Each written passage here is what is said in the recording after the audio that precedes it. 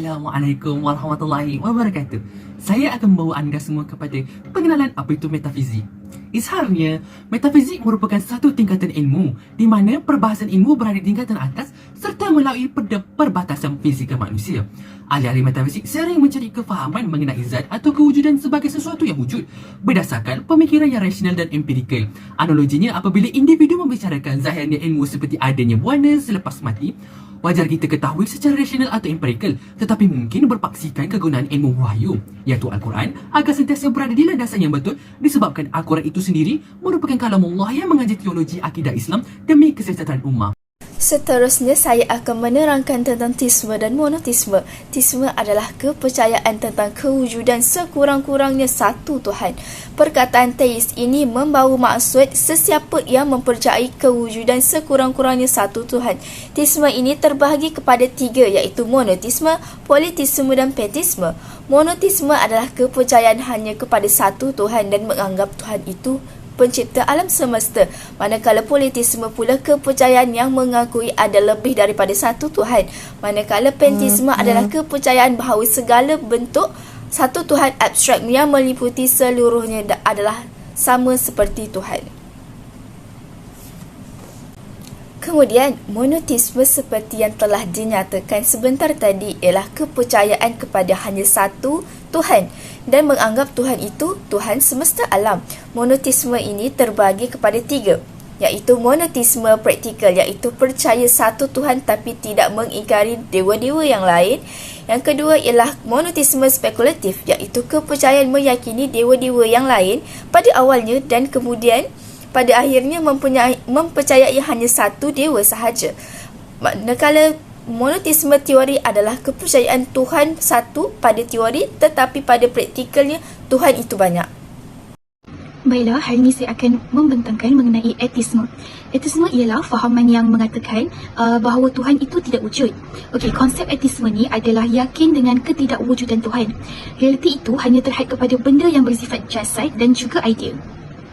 Golongan etisme ni ada menjelaskanlah dalil-dalil untuk menafikan kewujudan Tuhan, iaitu antaranya mereka menyatakan bahawa kewujudan Tuhan tidak memenuhi kriteria sebagai satu kewujudan. Hal ini kerana deria manusia tak mampu mengesan Tuhan. Di samping itu, Tuhan tidak mempunyai jasad dan dianggap hanya hayalan semata-mata. Selain itu, golongan ini juga menyatakan dalil bahawa terdapat masalah kesengsaraan di atas muka bumi. Golongan ini, diorang merasakan bahawa tidak wujudnya Tuhan yang mempunyai kuasa mutlak serta bersifat baik kerana masih berlakunya kejahatan dan kesengsaraan di dunia ini. Seterusnya adalah agnostisisme. Okey, agnostik ni berasal dari perkataan Yunani, iaitu ada dua perkataan. Yang pertama adalah A dan ginestos. Okey, A ni bermaksud tidak, manakala ginestos bermaksud tahu. Maka agnostik bermaksud tidak tahu. Fahaman ini berpendapat bahawa manusia tak boleh mengetahui Tuhan itu wujud ataupun tidak. Hal ini kerana mereka merasakan pemahaman manusia tentang Tuhan adalah sangat terhad. Ini disebabkan oleh limitation ataupun kekangan kebolehan deria dan pemikiran manusia untuk mengetahui tentang Tuhan. Mereka merasakan bahawa manusia ini tidak mempunyai kemampuan. Oleh itu, fahaman agnostisisme ni tidak menafikan, tetapi hanya mengatakan bahawa manusia tidak mempunyai kemampuan untuk mengetahui sama ada Tuhan itu wujud ataupun tidak. Bismillahirrahmanirrahim. Saya akan terangkan tentang apa itu politisme.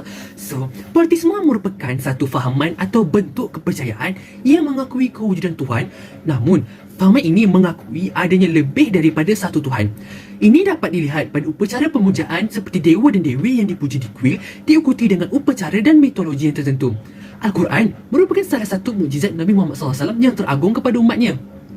Nabi Muhammad telah bersabda, mafhumnya, aku tinggalkan kepada kamu dua perkara dan kamu tidak akan sesat sebagaimana kamu berpegang dengannya, iaitu kitab Allah dan sunnah Nabi dan sunnahnya. Hadis riwayat Imam Malik. Demikianlah, Al-Quran juga turut membicarakan perihal situasi agama politisme. Antaranya adalah penyembahan manusia akibat perasaan hormat akan orang soleh yang melampaui batas sehingga memohon doa dan syafaat daripada orang soleh yang telah mati. Yang kedua adalah penyembahan raja dan pemerintahan. Kerana mempercayai Raja Namrud bin Kush, iaitu pemerintah Babylon Iraq, mempunyai fi'il ketuhanan. Manakala Fir'aun pula pada zaman Nabi Musa telah mendakwa dirinya sebagai Tuhan dan berkata bahawa tiada Tuhan yang lebih tinggi daripadanya serta ketua kepada berhala-berhala yang disembah rakyatnya. Apa itu monoisme? Monoisme merupakan kata serapan monism yang terbentuk daripada dua gabungan perkataan yang berasal daripada bahasa Yunani, iaitu monos yang bermaksud tunggal atau satu, manakala ism boleh memaparkan bahawa monoisme merupakan satu fahaman berpaksikan teori tunggal yang telah berkembang dalam cabang-cabang ilmu falsafah. Umumnya, monism merupakan satu kepercayaan yang mengatakan bahawa hanya ada satu sahaja entiti di alam semesta ini. Istilah monoism acap kali dikaitkan dengan istilah tunggal atau esa, dan ia merupakan satu masalah di dalam kajian metafizik dengan persoalan berapakah sebenarnya yang tunggal itu. Ini dapat dilihat bahawa Imam Al-Ghazali yang menentang teori Al-Farabi yang mengatakan bahawa adanya kodim selain Allah SWT. Imam Al-Ghazali berpegang teguh dengan gaisan Allah SWT dan menekankan bahawa jumlah esa itu hanya satu, dan satu itu hanyalah Tuhan Yang Maha Esa, Tuhan Yang Maha Agung yang menciptakan sekalian alam. Dan telah diceritakan dalam Al-Quran dalam surah Al-Ma'idah ayat ke-73 yang berbunyi, sungguh telah kafir orang-orang yang mengatakan bahawasanya Allah adalah salah satu dari Tuhan yang tiga, padahal sekali-sekali tidak ada Tuhan selain Tuhan yang Esa, iaitu Allah. Jika mereka tidak berhenti dari apa yang mereka katakan itu, pasti orang yang kafir di antara mereka akan ditimpa siksa yang pedih.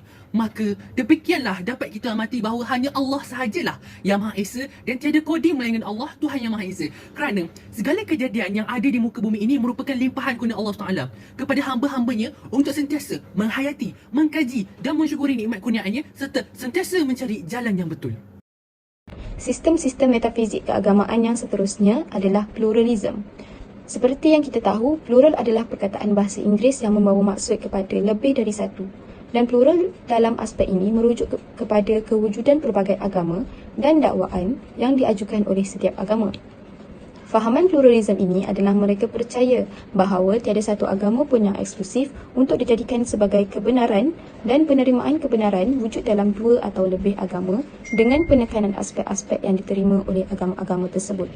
Fahaman ini juga menggalakkan kerjasama dan dialog antara agama-agama yang berbeza bagi meningkatkan persefahaman serta digunakan sebagai istilah untuk merujuk kepada keadaan hidup bersama secara harmoni di antara penganut agama yang berbeza.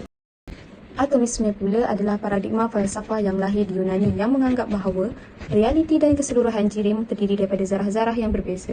Mereka percaya bahawa dunia fizikal terbentuk daripada komponen atom yang tidak boleh dirungkai. Atomisme terbahagi kepada dua, iaitu atomisme fizikal mutlak dan atomisme relatif. Atomisme fizikal mutlak adalah atomisme yang pertama muncul dan paling terkenal di peringkat falsafah. Manakala atomisme relatif lahir untuk memisahkan perkara fizikal dengan aspek rohani. Atomisme telah berkembang dalam usaha mencapai kemajuan saintifik dan penemuan yang telah dihasilkan berkaitan jirim. Okasionalisme pula adalah kebenaran bahawa jiwa dan tubuh tidak berhubung dalam hubungan sebab dan musabab, tetapi hanya dimungkinkan dengan perantaraan Tuhan. Melalui teori okasionalisme ini, dapat dijelaskan bahawa alam semesta ini terdiri dari zat yang kecil, bahkan tidak dapat dibahagi lagi sebagai atom. Namun, menurut teori ini, atom-atom tidak mampu bertahan kecuali 1-2 saat. Atom-atom penyusun alam semesta yang hanya bertahan dalam jangka waktu yang pendek tersebut memerlukan pembaharuan secara terus-menerus. Realisme adalah pelajaran atau fahaman tentang keadaan sebenar-benarnya, cara berfikir dan kesenian yang merupakan betul-betul kebenaran yang nyata dan penyaksian pancaida.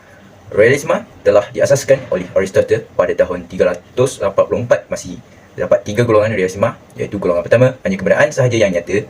Yang kedua, golongan yang kedua, kebenaran dan kerohanian. Seterusnya, golongan ketiga, semua benda termasuk fikiran dan kerohanian. Idealisme merupakan falsafah yang tertua sekali di dunia bermula sejak zaman Plato di barat, dan ahli Islam bertentang pendapat dalam banyak perkara, namun bersetuju jiwa dan kerohanian amatlah penting dalam membina tamadun.